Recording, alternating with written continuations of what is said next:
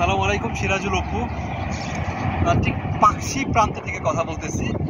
এখানে দুইটা ব্রিজ একসাথে, একটা হলো হারিং ব্রিজ আর একটা হলো লালন শাহ সেতু। দুইটা ব্রিজকে একত্রিত করেছে এবং পাশে যদি একটু দেখাই, রূপপুর পারমাণবিক বিদ্যুৎ কেন্দ্র।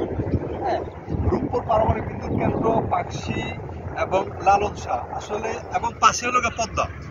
একটু দেখাই পদ্মার এত সুন্দর আবহাওয়া, সবকিছু মিলে এত ছোট ছোট নৌকা, কোথাও চর উঠেছে, সবকিছু মিলে অসাধারণ। ওই পাশটা কুষ্টিয়া আর আমি এই পাশে দাঁড়িয়ে আছি, এটা হলো পাকশি। সবকিছু মিলে দুর্দান্ত এবং বৈচিত্র্যময় একটা জায়গা, এবং সত্যি একটা ভালো লাগার মতো একটা জায়গা। চমৎকার কিছু সময় যদি অতিবাহিত করা যায় এখানে, খারাপ লাগবে না। আমরা এসেছিলাম এই যে এত মানে পুরনো একটা ঐতিহ্য, যেখানে স্ক্রু ছাড়া একটা 100 বছরের পুরনো একটা ব্রিজ, হার্ডিং ব্রিজ। একটু আগে এটা উপর দিয়ে একটা ট্রেন চলে গেল। তো আমরা আসলে ব্রিটিশদের যে অবকাঠামোগুলো রয়েছে সেই অবকাঠামোর উপর ভিত্তি করে এখনো দাঁড়িয়ে আছে। সত্যি সবকিছু মিলে অসাধারণ।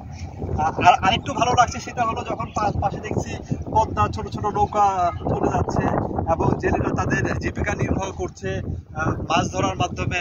সবকিছু মিলে সত্যি অসাধারণ। সেই পর্যন্ত, সিরাজুল অপু। আসসালামু আলাইকুম।